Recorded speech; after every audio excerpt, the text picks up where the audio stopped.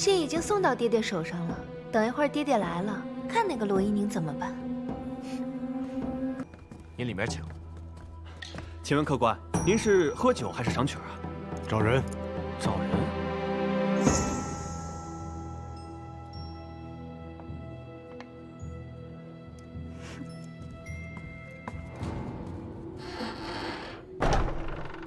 姑娘，二爷和蒋大公子都来了，七姑娘这次可真是说不清了。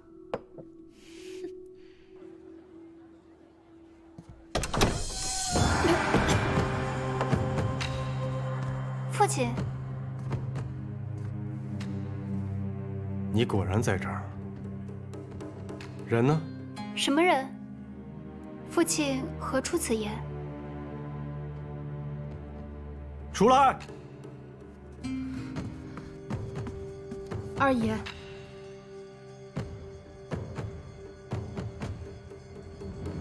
你在这里做甚？我和七姑娘来尝尝六合酒肆的新菜。蒋大公子人呢？什么蒋大公子？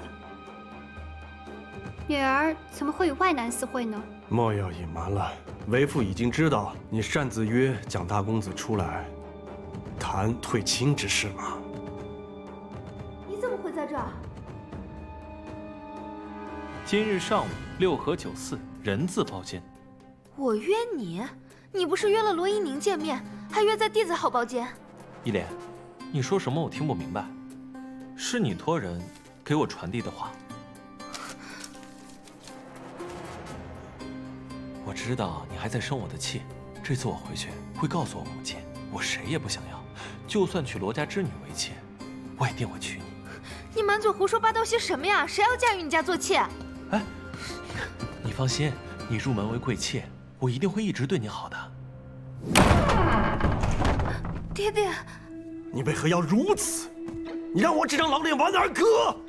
罗世伯，我与怡莲心意相通，请罗世伯将怡莲嫁与我。还有什么好说的？爹爹，我和蒋大公子清清白白的，什么都没有，是他故意引我来的。吴姐姐，这话是什么意思？我听不明白。哦，原来是蒋大公子和吴姐姐有意啊。妹妹愿意成全。胡闹！什么成全不成全？婚嫁之事岂能随随便便就决定的？你们眼中还有我这个父亲吗？罗大人，反正世侄都要迎娶罗家女，既然您已经知道一切了，我这就回去禀告父母，若娶罗家女，必娶罗依莲。爹爹，我小娘这些年在家里吃的苦、受的罪，难道您都忘了吗？我可是您的女儿，您难道就忍心让我这辈子就这么毁了？爹爹，我绝不做妾。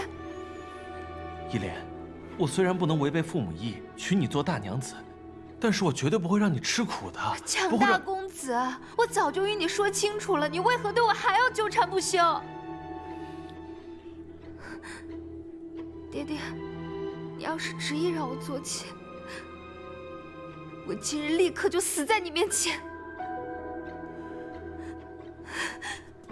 哎，依莲，哎，吴姐姐，父亲，既然父亲舍不得吴姐姐，又要顾及罗家颜面，看来如此只有一法了，那就是去向蒋大娘子退婚。罢了，罗蒋两家婚事就此作罢，择日登门退婚。听我说，蒋献之，你马上就要迎娶高门嫡女，又要参加朝廷科考，为了你自身考虑，想必你不会乱说话吧？罗世伯说的是。你们两个，跟我回府。公子，方才可真是看了一出好戏啊！确实是有趣之极。这世上女子都是父母之命、媒妁之言，这七姑娘可真不一般啊！竟然逼得罗成章自己去蒋府取消这婚事。筹谋周全，进退有据。以后我们想从他的手上查找证据，必须得小心行事。明白。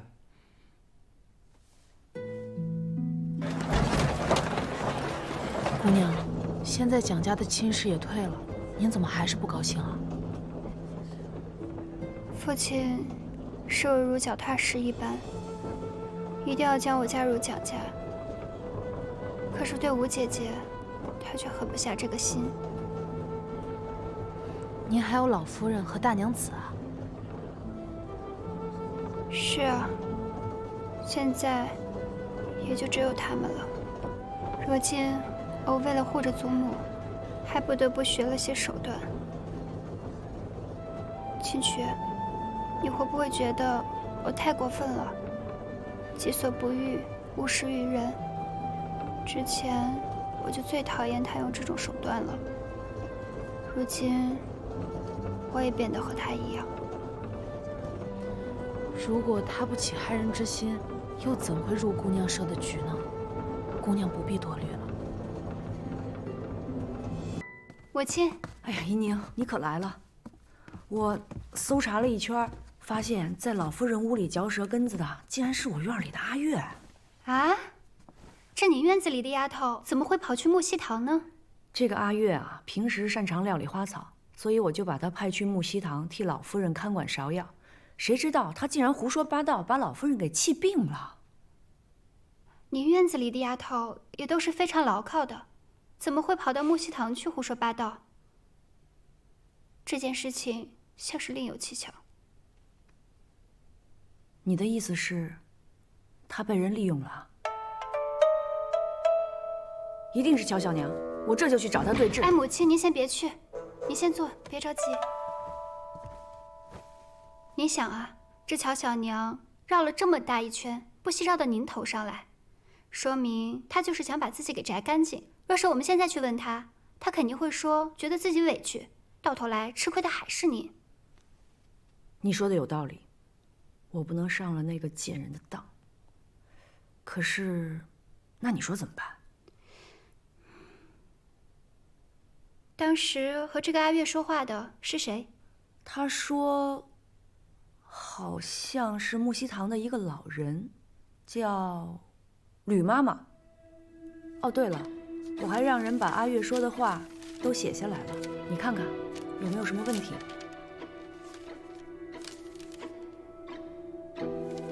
这吕妈妈也是奇怪，话里话外的都说着罗蒋两家的亲事，而且还一直提祖母对我很好，说我要嫁过去做大娘子，就好像是要引阿月说我要过去做妾似的。哎呀，阿月也说，就是一直听吕妈妈说老夫人担心您的婚事，才忍不住问了一句的。而且这吕妈妈早不说晚不说，偏偏在祖母来的时候提起这个话头。唉，现在的问题是，这上面的话吧，摊开放在这儿也都没什么错，到头来也只是一个议论主子的罪名。你是说，这吕妈妈也被人收买了？我觉得有这个可能。清渠，你去查一下这个吕妈妈的底细。是。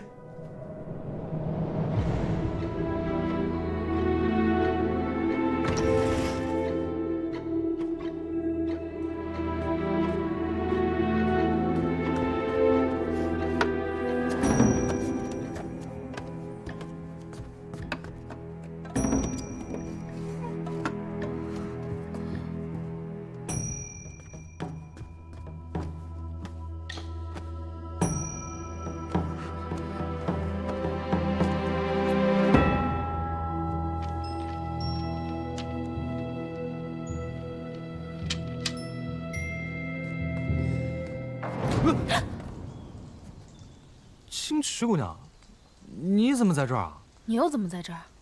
我来找吕妈妈，找了好几个地方都没找到。她在这房里吗？你找吕妈妈做什么？哦，公子派我来问问吕妈妈，之前孝敬给老夫人的盆栽，老夫人可还喜欢？你不用这么看着我。那这府里上下谁不想讨好老夫人？而这老夫人房里也就吕妈妈最好说话，不止我们，府里还有其他人也在找这吕妈妈。那这么说，吕妈妈在府里人缘还挺好的。可不是嘛！我还听说乔小娘把吕妈妈的儿子举荐到自己的弟弟手下做事儿。还有这种事？嗯。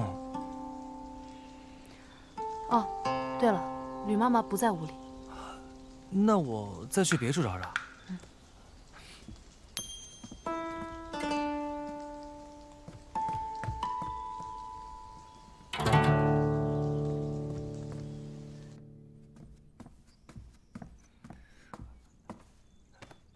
公子，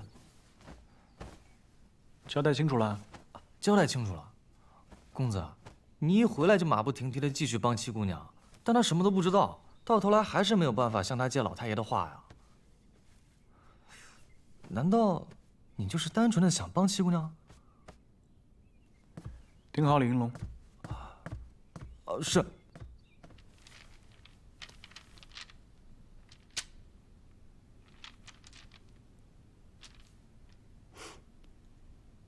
是苏荷香的味道。这乔小娘也太狠毒了，敢对老夫人下手。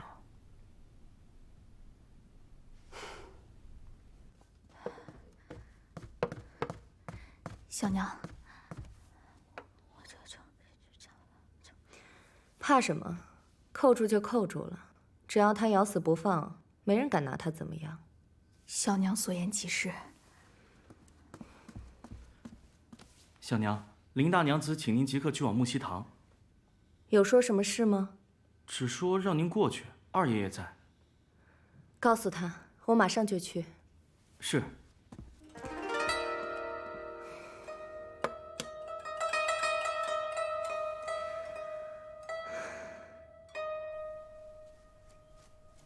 父亲，祖母的身体是我们府中的大事，我们府也是世代书香，礼仪规矩在当朝也是堪称表率的。现在府中之人信谣传谣，以讹传讹，闹出这么大的祸事来，还希望父亲可以严查，给祖母一个交代。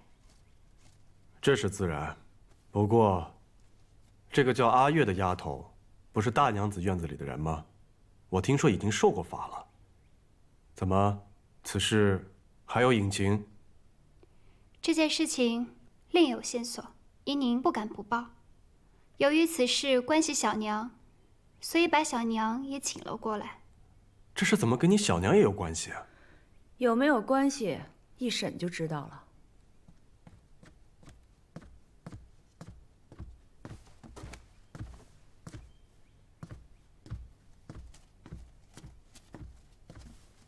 妾身给二爷请安，给大娘子请安。月禅，阿月，老夫人昏倒的时候，你跟吕妈妈都在场是吗？是，但奴婢不是有心的，是吕妈妈先挑的话头，非要拉着我说七姑娘的事。奴婢原本是不想搭理的，但是她一直说，还非要选在老夫人每日来院子里赏花的时候。我哪有？你胡说！你自己嘴碎，还怨我？吕妈妈，这袋子银子是在你屋子里发现的，足足10几两银子。你一位老妈妈，怎么会有这么多银子？莫不是你偷的？不是。还是说是有人故意收买，让你传话给阿月，传到祖母的耳朵里，害祖母生病啊？不是，那是我儿子给的。他在外头跟人学做了点生意，赚了些钱。你说是你儿子给的？是。可这钱袋子为何有股苏荷香的味道？我记得乔小娘屋里一直用这种熏香吧。父亲，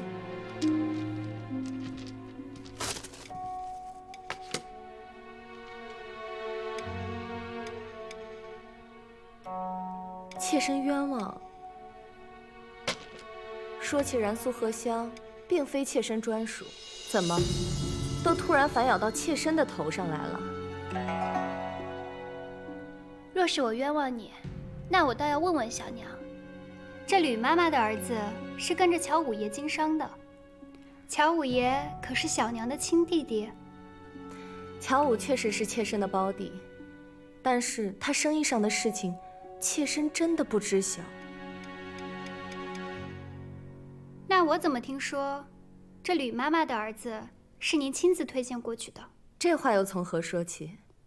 父亲，这件事情若想查明白，找个人去问一下，一问便知。唉，这种没有证据的事情，何必劳师动众呢？现在最重要的是，让你祖母赶紧醒过来。父亲，若这件事情真的是有人推波助澜，表面上看是无意，实则环环相扣。妾身冤枉，妾身确实没有管好下人，但是伤害老夫人这种伤天害理的事情，妾身是绝对做不出来的。戚姑娘有可能还是因为当年之事对妾身心怀芥蒂，但也不至于诬陷妾身至此。我看你是心虚吧，老是反反复复的提当年之事，当年事情的真相是什么，你自己心知肚明。够了，父亲，国有国法，家有家规，此事关系到祖母安危，还请父亲严查。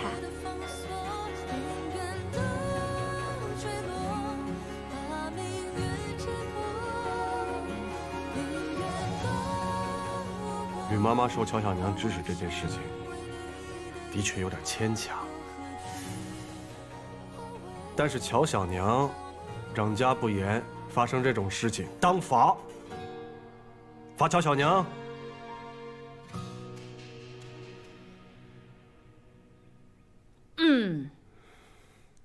禁足1月。好了，此事就此作罢。父亲，那长家之事交给乔小娘，怕就是不妥了。等祖母醒过来，这件事情也是要追究到底的。二爷，妾身也觉得此事欠妥，也要给老夫人一个交代吧。母亲病重，这种事情就不要叨扰老母亲了。既然如此，掌家之权先交给你了。你说什么？我说掌家之权就交给你了。妾身明白。二爷，月禅，把账目归拢归拢，等母亲醒了，把掌家钥匙交给林大娘子管理。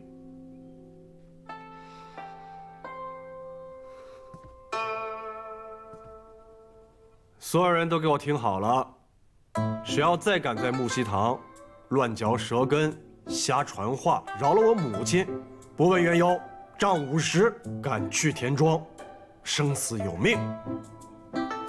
是。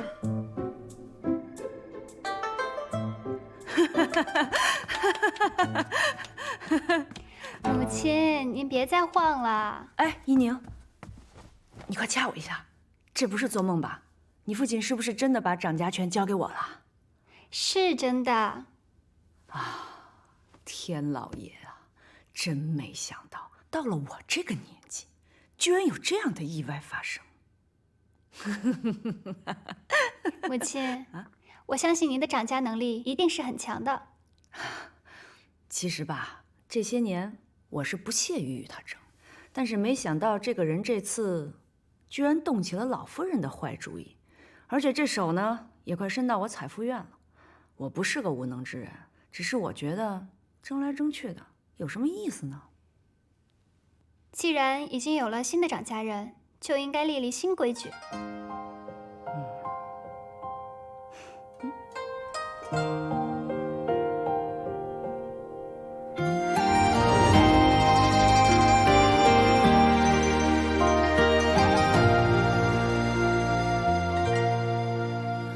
南风如镜，嗅过人间，海棠依偎，碧池庭前，黄茶香，寥寥飘过长街，心若有希，便自晴天。家门如祖母，你醒过来了？我这不是在做梦吧？没有，祖母在看着你呢。快，扶祖母起来，来，慢点儿。我现在就起来，去问问你父亲。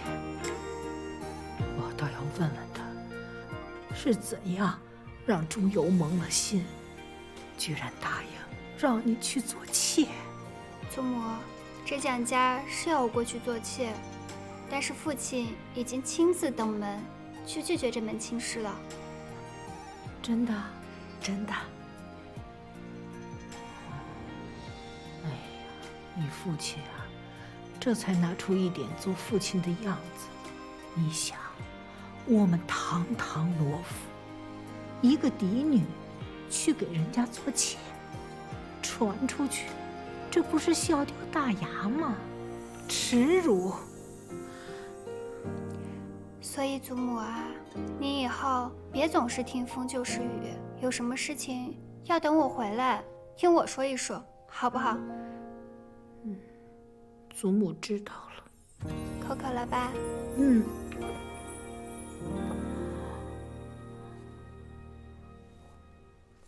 哎呦呦呦！哎呦！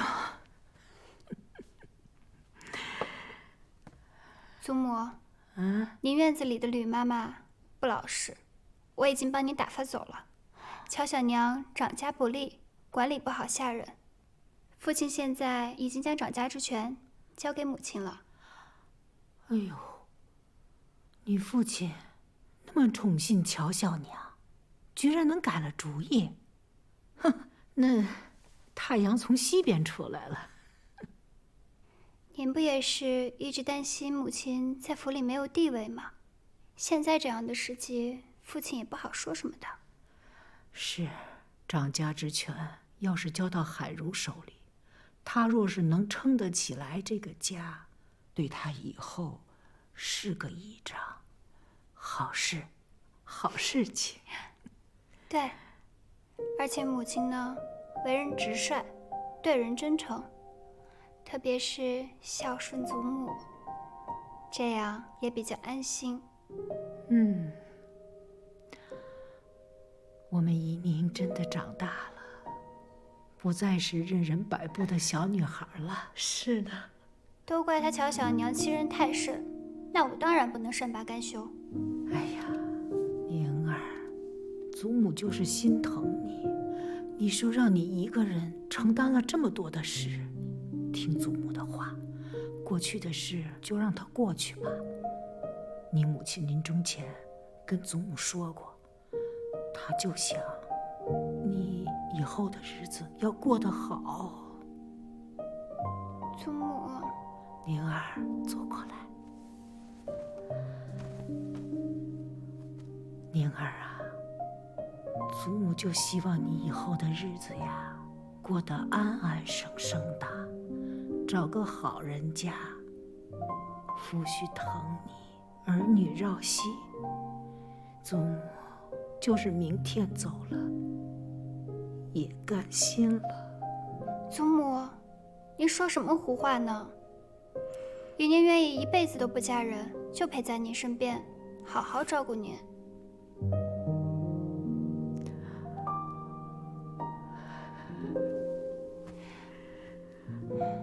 好孩子。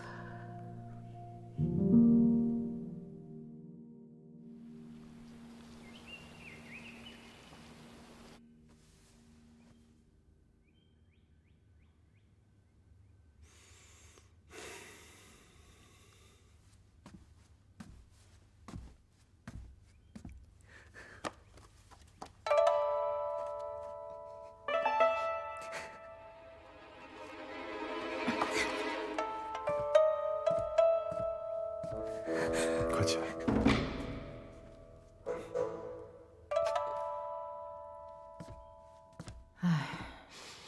这以往啊，林大娘子出于孝道，一直在尽心竭力地照顾我，所以这掌家之事呢，就暂时交给了乔小娘来操持。往后，这个掌家之权就应该归还给林大娘子了。妾室掌家传出去，惹人笑话。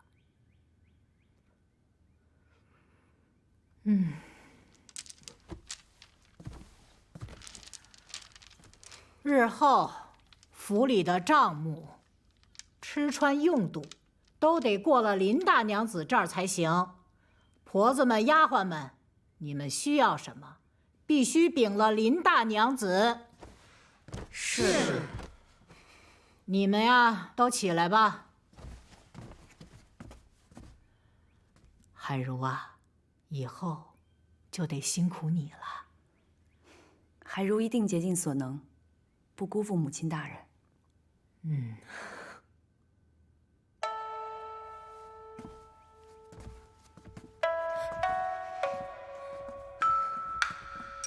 海如啊，既然要是已经交于你，我看今日就散了吧。既然官人交托我管理罗府，那从今天起，二房的规矩我就重新立一立了。小娘觉得如何？那大娘子说的对啊，一切听大娘子的安排。那就从定省的规矩开始吧。等你禁足结束了，也该开始每日定省了。定省？大娘子说的在理。早在之前，小娘早该来的，但是我身子太弱了，官人心疼我，才不用每日过来定省啊。小娘就是因为平时劳作少了，所以身子骨才弱。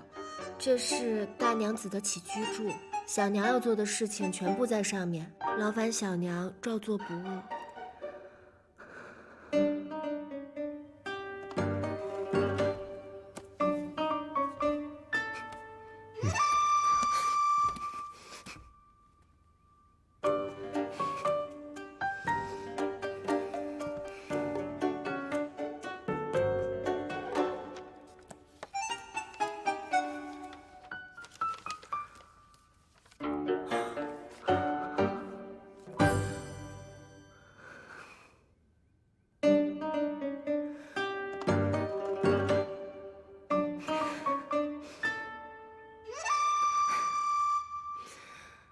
寅时3刻，小娘需备好洗漱水。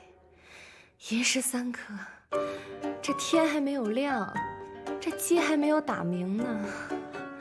大娘子每日卯时起床，小娘不提前去采福院候着，难道让大娘子来伺候您吗？卯时起，小娘需伺候大娘子梳洗、更衣、用饭，直至大娘子熄灯入睡，小娘方可回去歇息。大娘子处置府中事务之时，小娘需随时伺候在旁，端茶倒水、捶腿扇风。大娘子乘车外出时，小娘需步行跟随。大娘子训斥小娘需跪受凌训，不得还口。未经大娘子许可，小娘不得私自外出或者见客。大娘子，这有点太过了吧，海如？小娘当时选择这条路，心里应该是清楚的。先前我宽容大度过头了，所以小娘才忘了为妾的规矩。官人，你不会也忘了吧？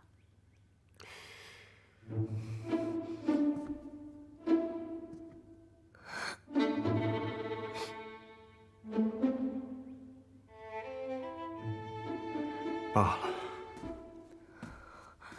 小娘有何意见啊？妾身没有。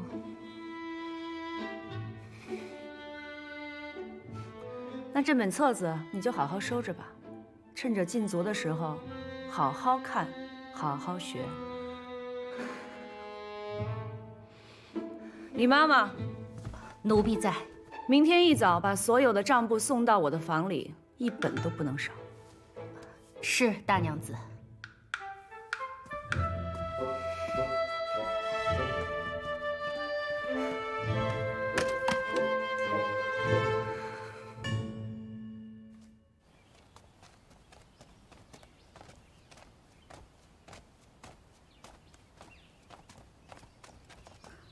依宁，今天多亏了你，被他压了这么多年，总算是出了这口气。我也替母亲开心。哎，你想吃什么？我让厨房去给你做。还有你想要什么，我都给你找来。母亲，我没有什么想要的，不过还真有件事情想要求母亲。说吧，什么事儿？三哥的月历，我想交给我去给他发。三哥，这是在温书啊？怎么叫上三哥了？你也是父亲的儿子，自然以兄妹相称。难道你不愿意？七妹，老夫人身体可好？已经可以下地了。我这次来是特意帮你把这个月的月历送过来。现在母亲涨价，以后你房里的月历都会按足发放。七妹有心了，礼尚往来罢了。母亲是个公道之人，若是你院子里有什么缺少，尽管跟母亲直说就行。好，多谢。告辞。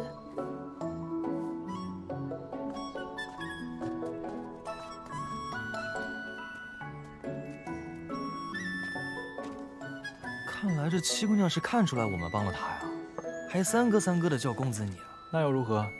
公子，你怎么不再顺势向他借下老太爷的话呀？你这个……哎，公子，晚上准备准备。哎，去哪儿啊？晚上？把茶拿上。哦。姑娘，您方才说的礼尚往来是什么意思啊？你当真那天少安是去找吕妈妈的？难道他是故意透露消息给我的？他为什么要这么做？这我倒不清楚。不过即墨轩那位并不是我们的敌人。之后我会叫他三哥。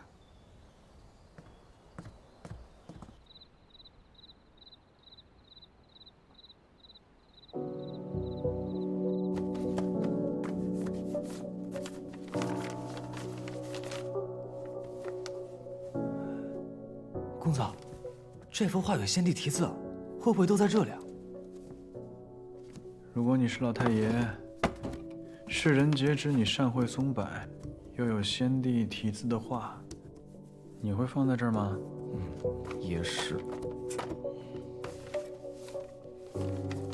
七姑娘确定这会儿不会回来吗？七姑娘此时都会在木樨堂伺候，一般到戌时才会回来。以防万一，抓紧时间。是。姑娘，您累了吧？你刚刚不是说他在木樨堂伺候吗？事出有变，公子怎么办？姑娘，老夫人心疼您，今日就不让在跟前伺候了。这几日你也辛苦了，早点歇息休息吧。也不知道杜大夫找的怎么样了。二爷和大娘子应该派人再找了。希望能尽快找到，治好祖母的病。算了，我们今日去母亲那里吧。你让小厨房带点杏仁汤过去。是。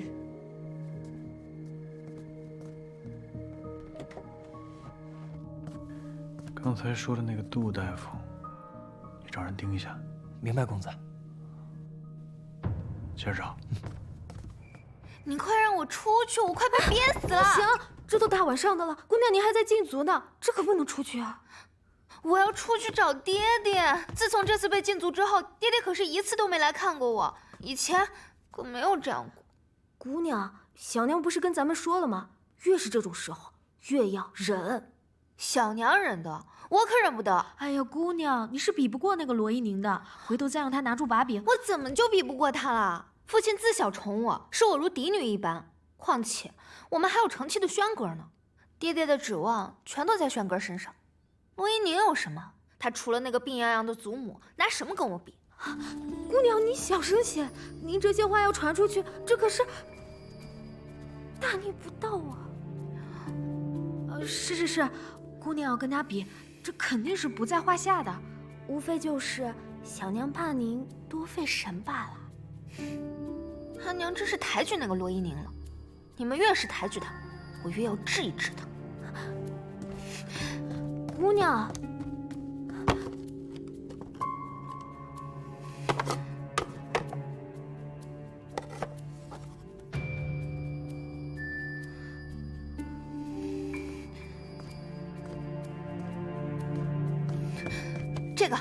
把这个撒到海棠院里去。这什么呀？哎，你不能闻，你机灵点啊！还有，这个事情可不能让我小娘知道。母亲，哎，依宁来了。听闻您这么晚了，都还在忙，所以给您带了一些杏仁汤。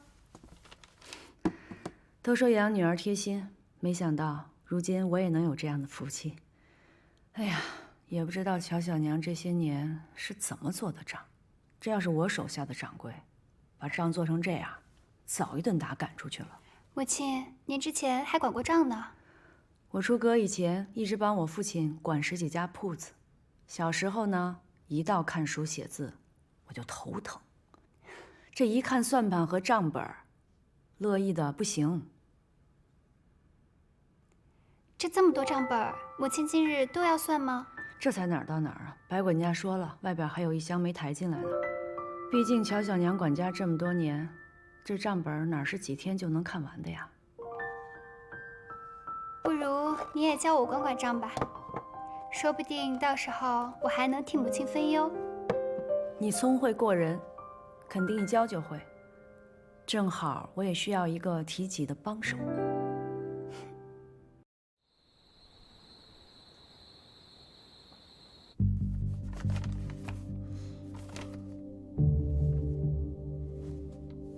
公子，那富有证词的画是不是根本就不在这儿啊？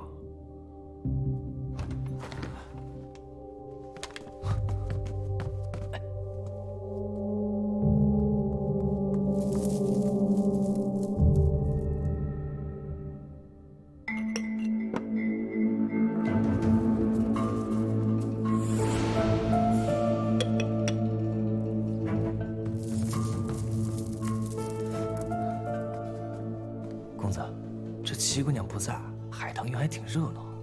去看一下。是。大和尚的，你干嘛？我不干嘛呀，看你过来，跟你开个玩笑。大晚上的，婴儿姑娘打算去干嘛呀？我们姑娘饿了，我去厨房安排点宵夜。哦。啊，我为什么要告诉你啊？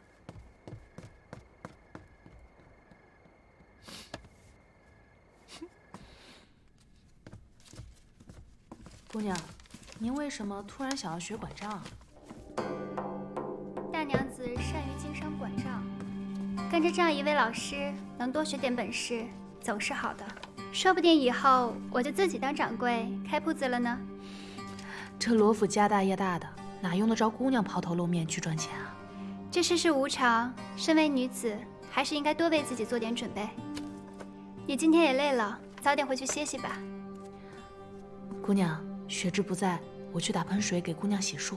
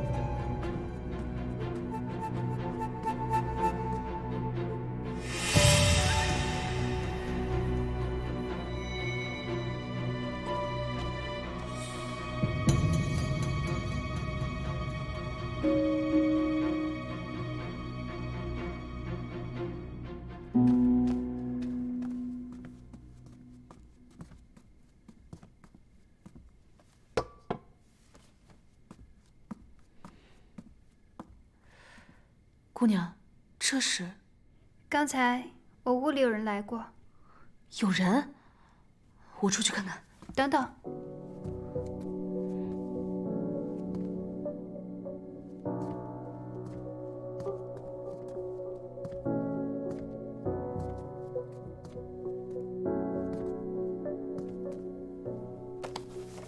老太爷的松柏图闻名于世，想必意境非凡吧？只可惜我无缘一见。要是能日日临摹一下，必能有所增进。难道是他？这是在婴儿身上发现的，里头还有些粉末。扔到海棠院去，找一个不太明显也不太隐秘的地方，确保七姑娘可以发现。明白。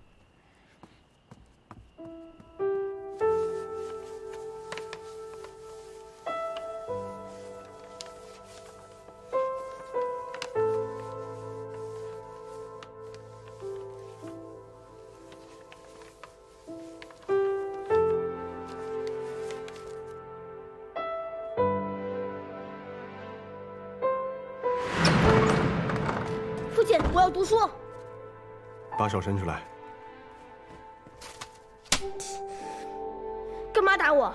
第一，你见我不行礼；第二，我已经跟你说过了，没有我的允许，你不许见我。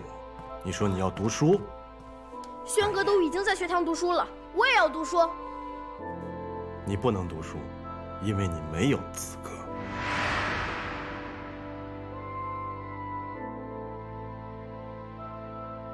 子曰：“学而时习之，不亦乐乎？有朋自远方来，不亦乐乎？”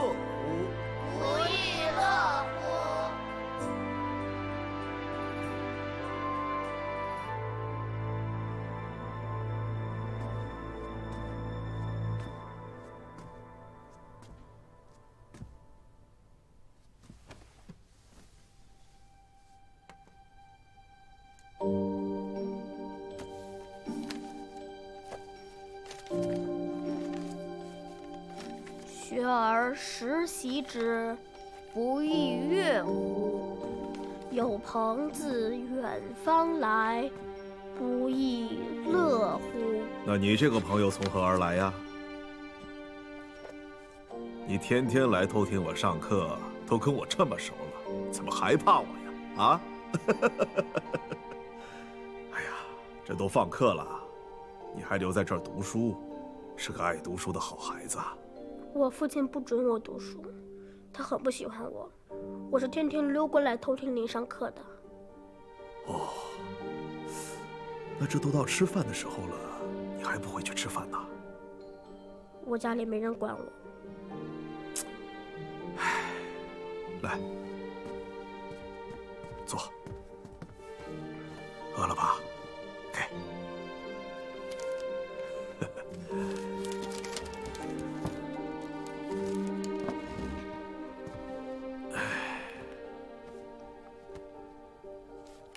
孩子，你知不知道有一种鸟，它3年不展翅，但飞必冲天，虽无名，但名必惊人。胜败兵家事不期，包羞忍辱是男儿。记住，只要你不看轻自己，然后刻苦努力的学习，总有一天你会翱翔于九霄之上的。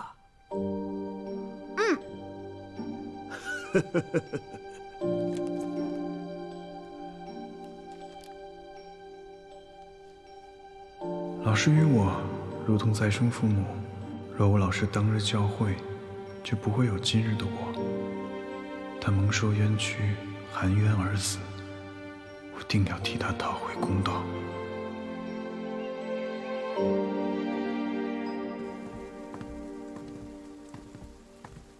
大嫂。哎，大嫂，大房那边要是有什么需求，大可过来找我。啊，多谢弟妹，我们大房没什么需求。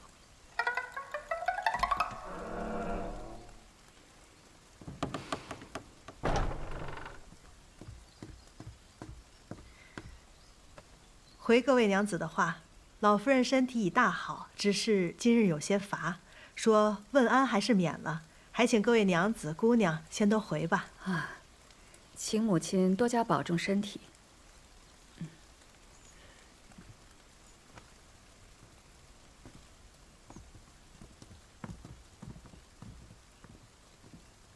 许妈妈，祖母可是又犯病了？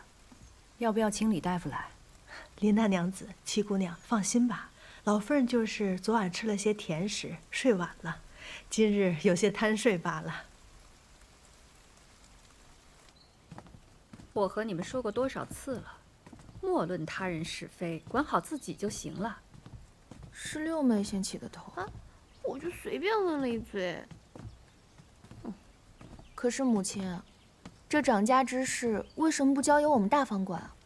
虽说父亲的官职不如二叔父高，但您出身名门世家，外祖父还曾是翰林院院士，这怎么说您都比林大娘子更有资格。对啊，而且这乔小娘还是个妾室，还掌家了这么多年。够了，为娘不想管这些闲事，我就盼着你们个个都争气就行了。可看看你们现在，每天人云亦云，与市井之妇有何区别？回去各自给我抄10遍女诫。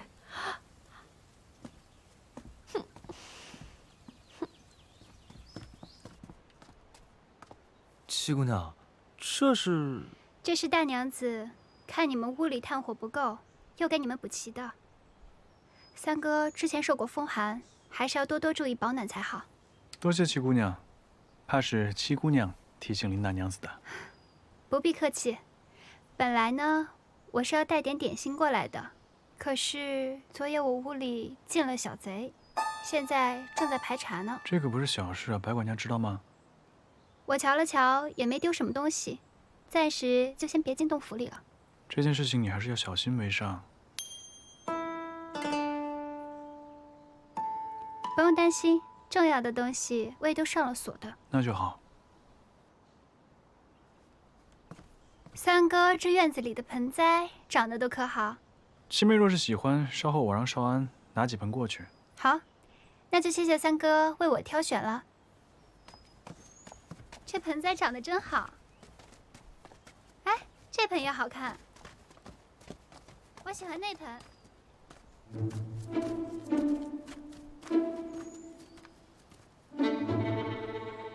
这一盆是少安之前剪坏的，我还想等它再长长一点再修。我倒不觉得，我觉得它颇有意境，虽然它有些杂乱，但有种蒸蒸向上之意。你看它这个地方，我要是剪上2个挥剑的小人儿，是不是有一种欲比天高之意？七妹真是颇有大志。欲比天高，还是七姑娘懂我。好，那我就再修剪一下，稍后给你送过去。那就谢谢三哥了，我先回去了。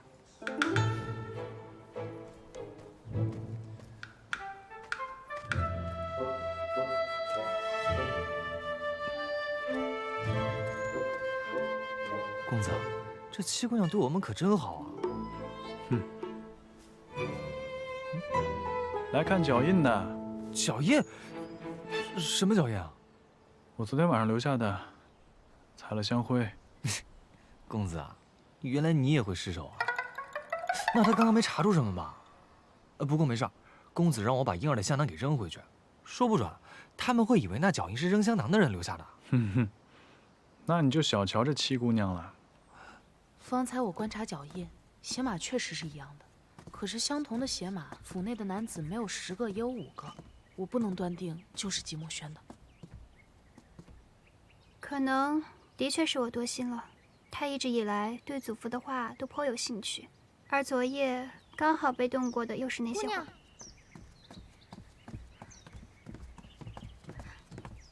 早上丫鬟们打扫的时候，在桌子底下发现了这个，这香囊不是我们海棠院的。看着针脚，的确不是我们院子的。姑娘，我曾见过碧莲阁婴儿绣的香囊，和这针脚相似。姑娘，这个香味不太对劲，会不会是昨夜那个小贼落下的？即使他起疑了，一个脚印也证明不了什么。但就是他把话给藏起来了，这以后想要找就不容易了。这七姑娘也真是的，我们又不是她的敌人，她干嘛防着我们啊？在这个府里面注意点是没错的。哎，说不定她看见那个香囊，会明白是我们给她提的醒。希望这七姑娘能聪明一点，不然我们做了这么多事儿接近她，别东西没到手，又被乔小娘送回别院去了。哼哼，没那么简单。乔小娘这回是碰到硬茬了，修完了拿走。是。对了，雪芝，这香囊是在哪里找到的？哦，在香炉旁的桌子底下找到的。他们扔了药粉，为何会把香囊放在桌子底下，这么显眼的位置？兴许是做贼心虚，毛手毛脚的落在那儿了。与其说是被落下的，倒更像是有人故意放在这儿。姑娘的意思是，如果我没有猜错的话，应该是有人在帮我。姑娘，姑娘，我知道这是什么了，这是一种药粉，沾上便会起疹子，不过不至于威胁生命。这碧莲阁的人存心想要害我，看来我也该给他们找点事情做做了。月禅那边是不是已经解禁了？是，但小娘的身体一直不适，都没出过院子。二爷要去看看吗？不必了，你去找个大夫给她瞧瞧去。是。父亲，你不在自己院里待着，跑出来做甚啊？我刚给林大娘子送完盆栽，准备回去了。你倒是挺会见风使舵，满脑子的心眼儿。你这秉性不端的样子，让我想起来。着急忙慌的做甚啊？父亲，您去看看小娘吧，小娘她……我已经让白管家去请大夫了，倒是你，内宅的事情少管，好好读书。你知道为父对你的期许。孩儿明白。但是父亲，小娘解禁之后，因为自责病情愈发严重，小娘这也是心病啊，您去看看她吧。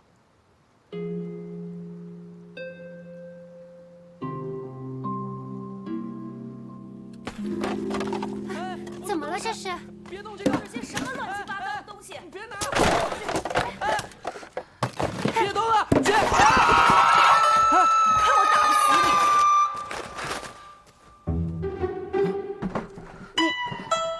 你看我打不死你！我母亲，这位是？啊，这个是我最小的弟弟，我六弟弟。六弟弟，你该叫我六舅舅。这位就是我心里经常跟你提起的七姑娘怡宁。打招呼啊！七外甥女。六姐姐好。别怕，富贵就是喜欢你。富贵，这名字倒是挺别致的。自然，我这娥的名字取自一首诗。生前富贵草头露，身后风流陌上花。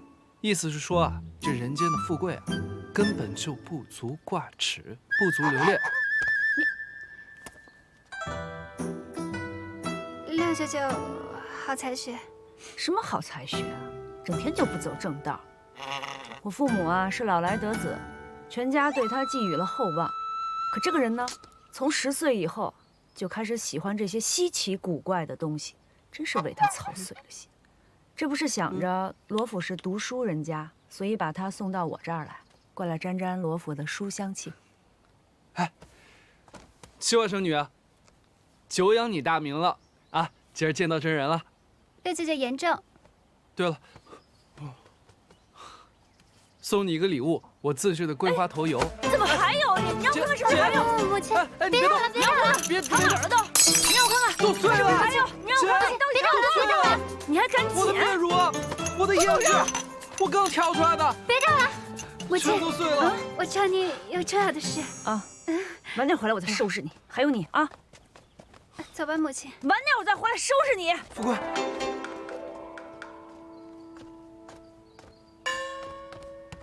哎呀，真是气死我了！母亲，您也消消气。我来找您是因为乔小娘的事情。她又怎么了？这怎么才解禁这么不消停呢？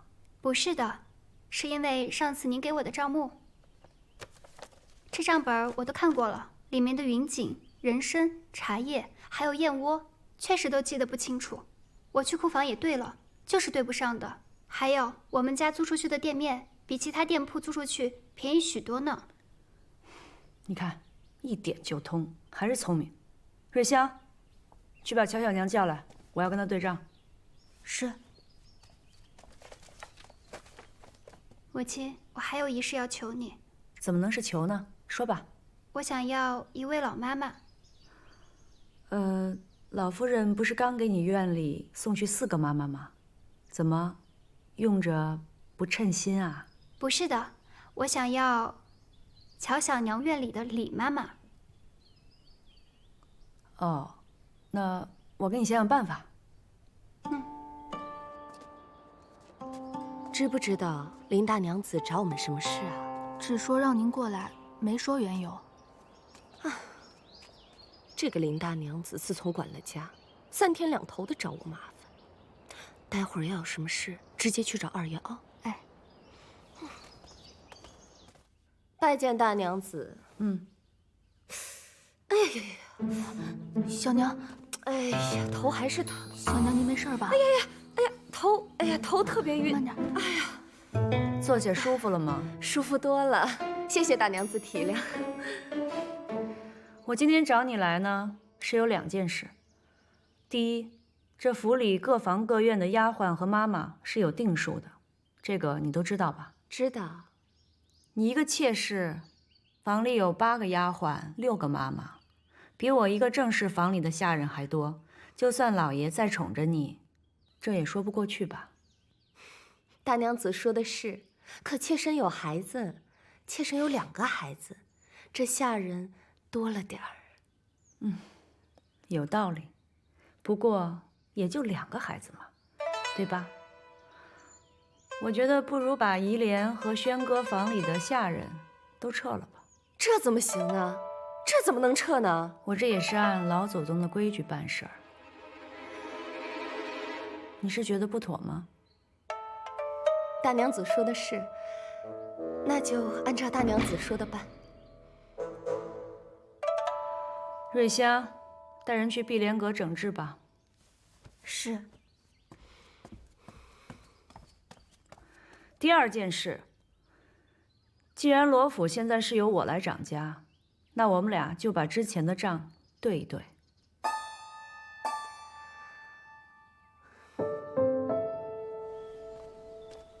你们干什么呢？趁着小娘不在，就敢动我们碧莲阁的人！小心小娘回来，剥了你的皮！乔小娘现在在彩福院伺候着，一时半会儿怕回不来。你二姑娘要不要跟我回彩福院问个明白？瑞香，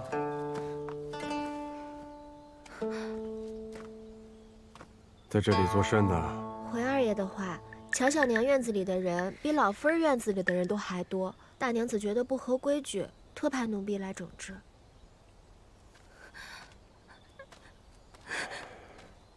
爹爹，这是发生了什么呀？姑娘，他们要把我们的人带走。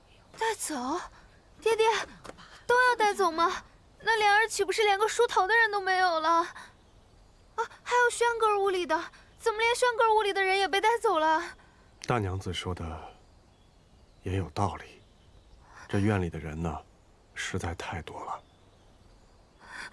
那请父亲留下李妈妈。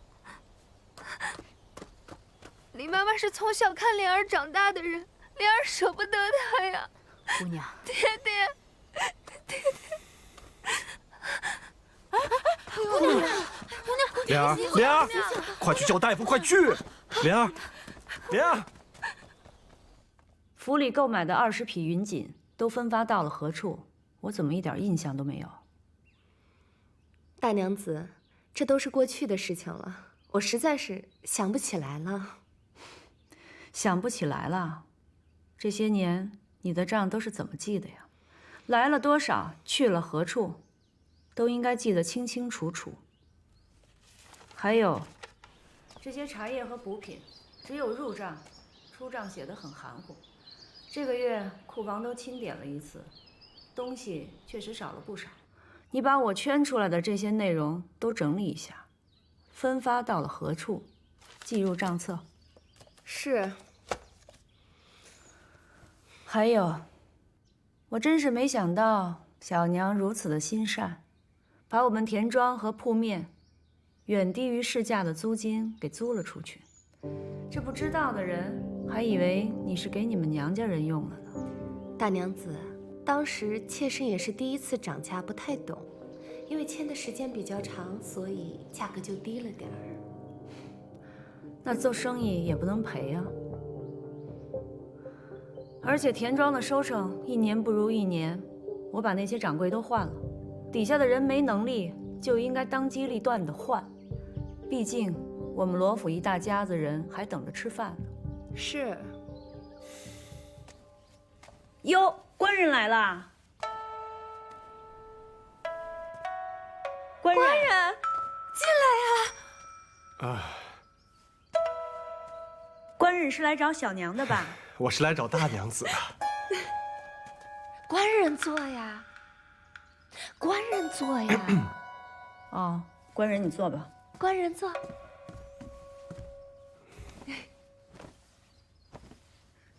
官人是从碧莲阁来的吧？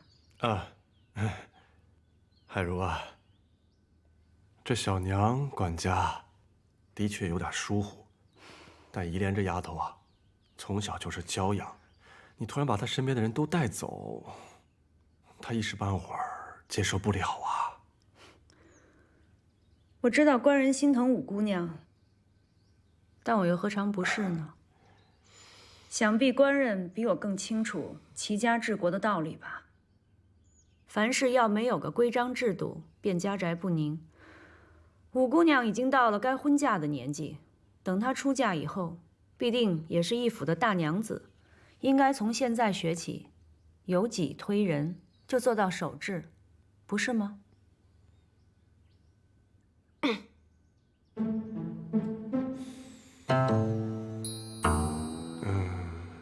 大娘子言之有理。那除了贴身丫鬟和李妈妈之外，都按照你说的办吧。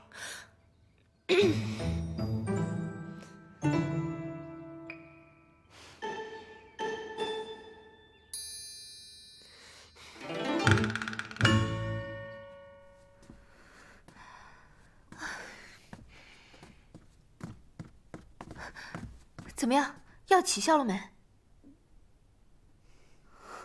你到底有没有放啊？奴婢放了，特别是七姑娘的香盒放了不少。奴婢也不知道怎么这个药迟迟不起效，会不会是药粉自身的问题？怎么可能？这可是我找舅舅花大价钱弄来的。要么姑娘再等等。真不知道养你有什么用。还在这跪着干嘛？还不去帮我盯着，有消息再告诉我。是。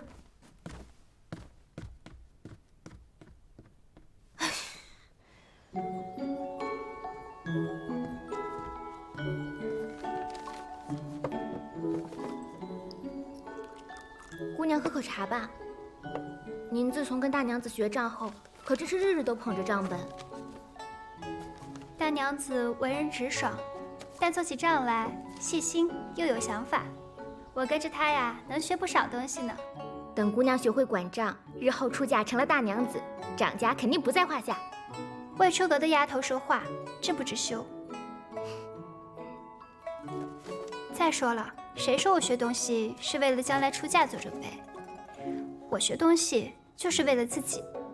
姑娘若不是为了日后掌家，难不成您要经商？可这是农工商，以身份看人，最为浅薄无知。若能凭一己之力养活自己，又有何羞愧的？姑娘，